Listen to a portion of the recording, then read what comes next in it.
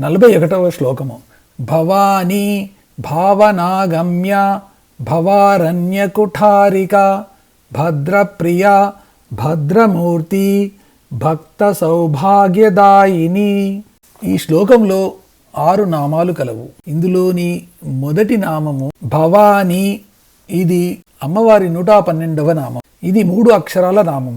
ఈ నామంతో అమ్మవారికి నమస్కరించినప్పుడు భవాన్యై నమః అని చెప్పాలి. భవాని అంటే భవుని భార్య.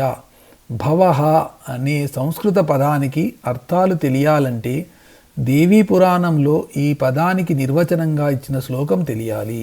భవుడంటే రుద్రుడు, మన్మధుడు, సంసార సముద్రము అని అర్థము. ఈ ముగ్గురిని జీవింపచేయడం మూలంగా అమ్మవారు భవాని అని చెప్పబడింది.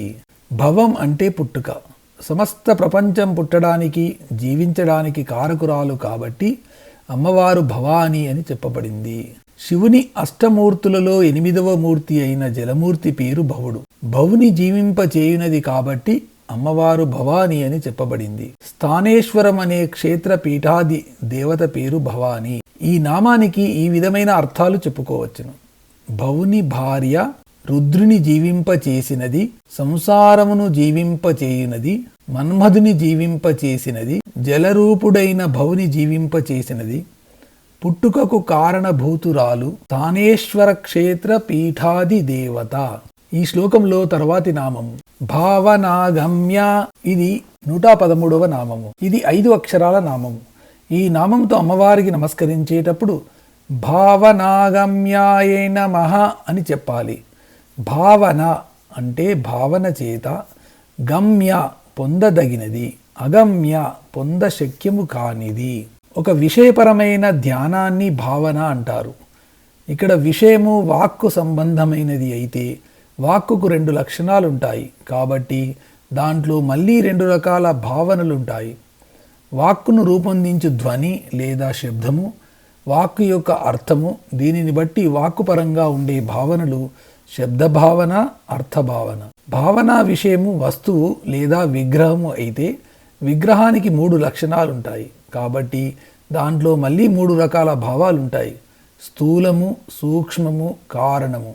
దీనిని బట్టి విగ్రహం యొక్క స్థూల రూపానికి సంబంధించిన స్థూల భావన, విగ్రహాన్ని సంకేతపూర్వకంగా తెలిపే మంత్రభావన, ఈ రెంటికి అతీతంగా ఉండి రెంటికి కారణభూతమైన కారణభావన అని 3 రకాల భావనలుంటాయి. స్థూల భావన తామసత్వాన్ని, సూక్ష్మ భావన రాజసిక తత్వాన్ని, కారణ భావన సాత్వికత్వాన్ని సూచిస్తాయి. అన్ని భావనలకు గమ్యమైనది, భావనలను కలిగించునది అవుతుంది కాబట్టి అమ్మవారు భావనాగమ్య అవుతుంది.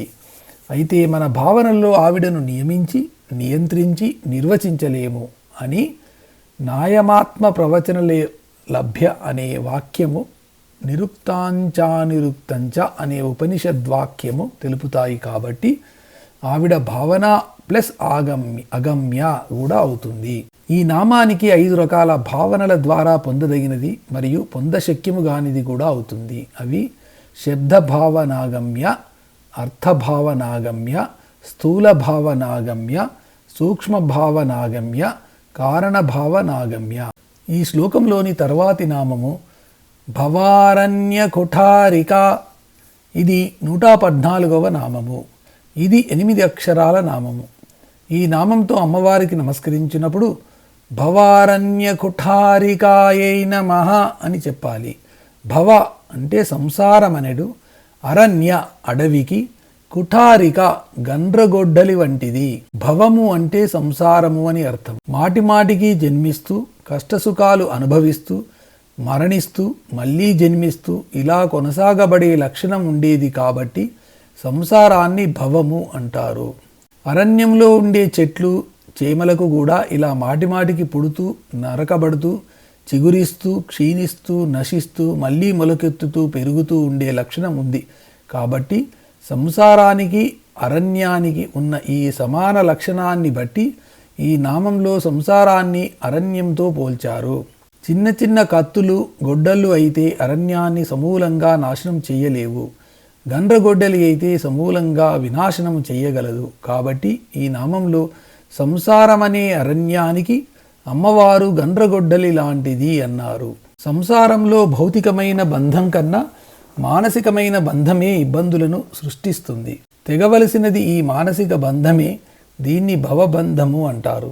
ఈ భవబంధ ఛేదనకు ఉపయోగించాల్సిన గొడ్డలి కూడా భౌతికమైనది కాకూడదు.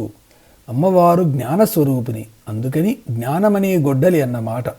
జ్ఞానంతో మానసికమైన చిక్కుల్ని విడదీసుకోవచ్చును. కాబట్టి భవారణ్యానికి అమ్మవారు జ్ఞాన కుఠారిక అని ఈ నామానికి అర్థంగా గ్రహించాలి. జన్మ సంబంధమైన సంసార సంబంధమైన అరణ్యాన్ని ఛేదించే గండ్రగొడ్డలి అని ఈ నామానికి అర్థము. ఈ శ్లోకంలో మరొక నామము భద్రప్రియ. ఇది 115వ నామము.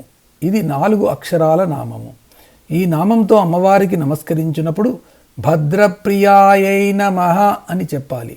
భద్ర అంటే శుభములు, శ్రేష్టములు అయిన వాటి యందు ప్రియా అంటే ఇష్టము కలిగినది.